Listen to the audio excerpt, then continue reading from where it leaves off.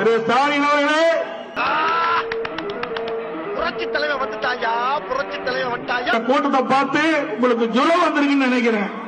நாளை தினம் மருத்துவருக்கு போக வேண்டிய சூழ்நிலை வந்திருக்கும்.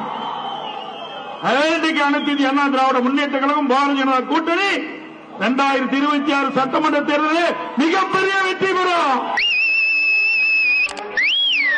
தீய சக்தி திமுகவை அடுத்த ஆண்டு நடைபெறுகின்ற சட்டமன்ற தேர்தலில் வீழ்த்துவோம், வெற்றி பெறுவோம்.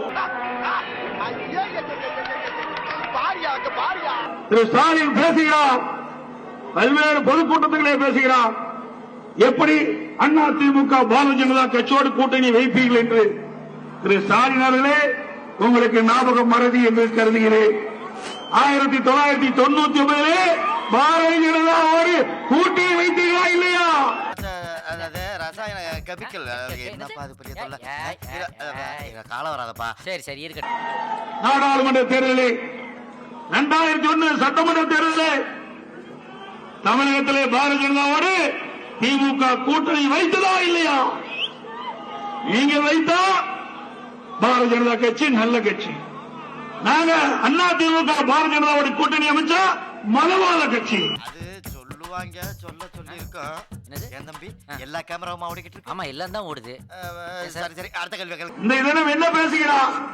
எங்கே பார்த்தாலும் மதவாத கட்சி பாரதிய ஜனதா கட்சி என்று சொல்கிறார்கள். 1999 மத்தியிலே ஆட்சி அதிகாரத்திலே பாரதிய ஜனதா வந்த போது திமுக கட்சி சேர்ந்த நாடாளுமன்ற உறுப்பினர்கள் மத்திய அமைச்சராக இருந்தார்களா இல்லையா? தம்பி அந்த நேரம் கொஞ்சம் கூரை சீப்பா ஓடு, கொஞ்சம் லேபர் பிரச்சனை. நாட்டு மக்களை ஏமாற்று இனியும் முடியாது. திரு ஸ்டாலின் அவர்களே, சிந்தித்து பாருங்கள். திமுக இந்த தேர்தலோடு முடிவெட்டப்படும். அது மட்டுமல்ல, மத்திய அரசாங்கம் தமிழ்நாட்டுக்கு எதுவுமே கொடுக்கல, எதுவுமே செய்யல. இதைத்தான் கீழே விழுந்த ரெக்கார்டு மாதிரி திருப்பி திருப்பி பேசிக்கொண்டே இருக்கின்றான். திராவிட முன்னேற்ற கழகம் 1999 பாரதிய ஜனதா ஆட்சியிலே நீங்கள் அமர்ந்திருந்தீர்கள். அதுக்கு பிறகு காங்கிரஸ் அதிலே அந்த மத்தியிலே ஆட்சியிலையும் அமர்ந்தீர்கள். அதை வேற ஞாபகப்படுத்திட்டீங்க. நெஞ்சமெல்லாம் பொண்ணா இருக்கு தம்பி, மறக்க முடியல. சொல்லுங்க.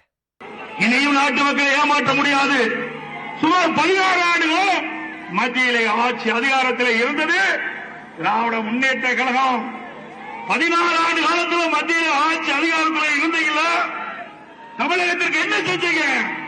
என்ன ஒரு பெரிய திட்டத்தை கொண்டாந்தீங்க? என்ன நிதியை கொண்டாந்தீங்க? ஒண்ணுமே இல்ல. வெற்றி பெறலாம் என்று உங்களுடைய கனவு பலிக்காது. உங்களுடைய கனவு பகல் கனவாகத்தான் இருக்கும். இது மாதிரி 4 பேர் கேள்வி கேட்டிருந்தாங்கன்னா நாங்க திருந்திருப்போம் தம்பி.